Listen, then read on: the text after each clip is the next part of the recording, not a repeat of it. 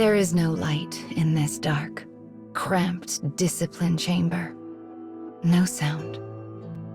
Only a lone boy sitting in melancholy silence.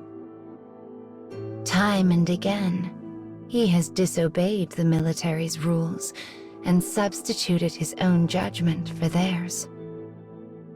It seems he will never change. Just then, a cry rings out. "Chow's here," calls a cheerful voice. It is his comrade from the squadron, bearing both a steaming dish of food and an innocent smile. He is one of the only people who bothers to speak to the unapproachable boy, and he does so without a hint of artifice or concern. The food-bearing soldier is honest, bright, and beloved by the rest of his squad mates, which is likely why he'd been assigned to monitor the discipline chamber. "Good to see you again," he says. "But golly, I sure hope this war ends soon. In fact, if I had one wish, it would be to bring peace to the entire world." The soldier's eyes glimmer as he talks. The boy responds with an uninterested grunt. What a stupid thing to say, he thinks. This world will never know peace. It's a fool's thought.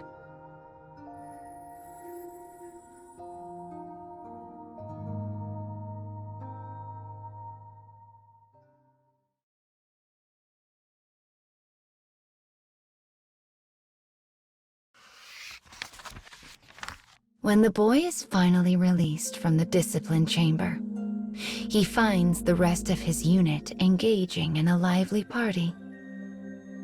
And the cheerful soldier who brought him food is at the center of it all. "All hail our hero," the other men cry. We would expect nothing less from one of his lineage. The squad raises their glasses high and cheers the soldier. He was indeed a hero, for while the boy had run off to enemy territory in search of revenge, he risked his life to save those of his comrades. The soldier looks up and sees the boy staring at him. His smile widens as he begins to wave. The boy's hand waves back of its own accord before the mind behind it snaps back to reality and forces it down. No doubt this moment of weakness is because he is surrounded by such good cheer. His face turns a bright red at the folly of his actions. As he stares, the soldier makes his way through the various circles of conversation and approaches the boy. "Got plenty of food over there," he says, but this kind offer only raises the boy's ire. He is angry to see his comrade praised for saving lives. No, more than angry. He is enraged. "Fighting and dying for someone else is stupid," he hisses. The soldier falls silent. Finally, he manages to give the boy a small, troubled smile.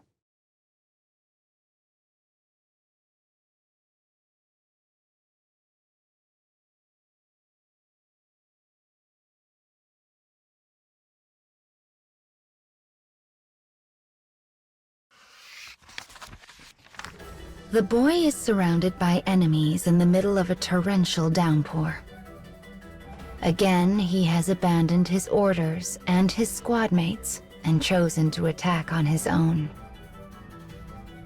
The sound and fury of the rain play to the strengths of the surrounding enemy, for he can only make out dim shadows in the dark. His foes tense, preparing to strike. But then, I've got you. The friendly soldier appears at his back, weapon in hand. The boy's fighting spirit suddenly blazes in his eyes. For the first time in their existence, the two fight with and for each other. Their enemies falter in the face of this furious attack, and soon abandon the fight altogether and flee into the dark. Proud of their victory, the boy breaks out into a sharp grin and turns to his companion, only to have a gout of red splash across his face. The other soldier has been pierced by a single bullet. Blood flows from the wound, mingling with the rain before painting the earth. Pale and shaking, the soldier slumps to the ground.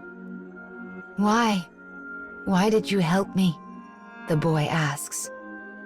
The soldier reaches out for the boy, his hand shaking from cold and fear. But he manages a faint smile all the same.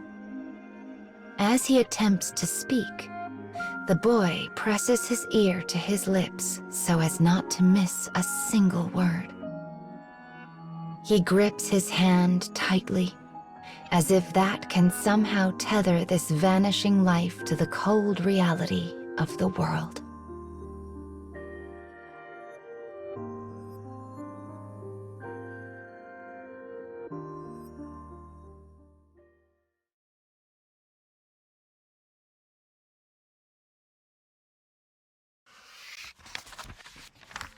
Days have passed since the operation's end.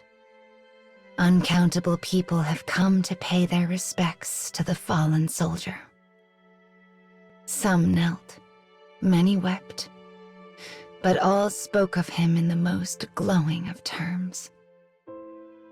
I once saw him save a dozen civilians from certain death. He saved my life, as well as my whole squad.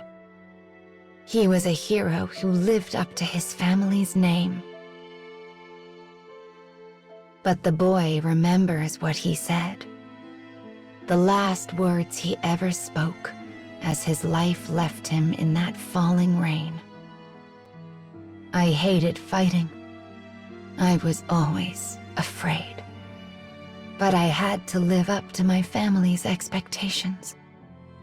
It was a confession of his true self, the one he had kept hidden for so very long. He asked the boy to keep his words a secret. And then, with blood still wet on his lips, he died. Now he can return home a hero. The soldier had such a bright and carefree smile. The boy always thought him a fool, a man who chased ideals that could never become reality. But he, too, had been trapped by the machinations of his family and left to be blown about by the whims of life.